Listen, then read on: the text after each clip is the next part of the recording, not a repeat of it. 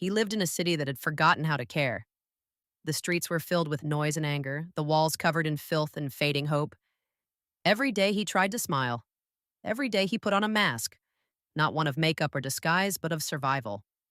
He wanted to make people laugh. That was his dream. Simple, pure, almost childlike. But the world doesn't reward kindness in the broken. It mocks it. It spits on it. It turns laughter into cruelty. So he danced through life's misery, trying to keep up the act. A fragile man in a collapsing world, invisible to everyone except when they wanted someone to ridicule. His job was to bring joy to strangers, but inside, he was drowning. Each day, reality chipped away a little more of him, until there was nothing left but the ache.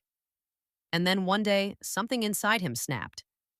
It wasn't sudden, it wasn't loud, it was quiet. A small, final break in a heart that had already been shattered too many times.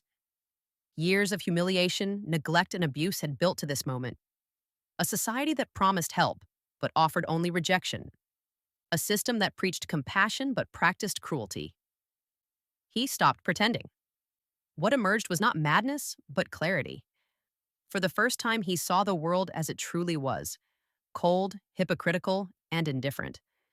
The laughter he once tried to share became something else entirely: a scream disguised as a joke, a rebellion against a life that never let him belong.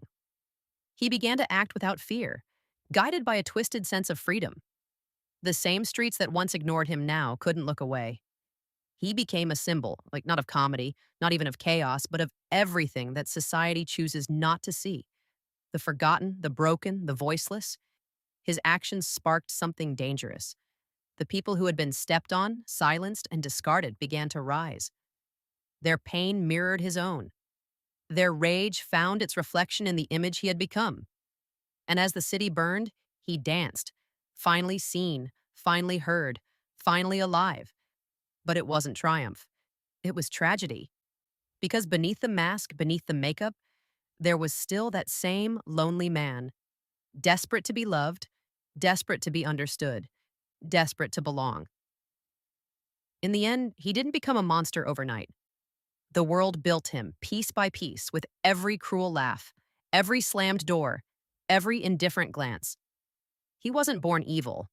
He was shaped by the hands of a society that refused to look in the mirror. And when that society finally saw its reflection, it called him insane. This isn't just a story about a man losing his mind.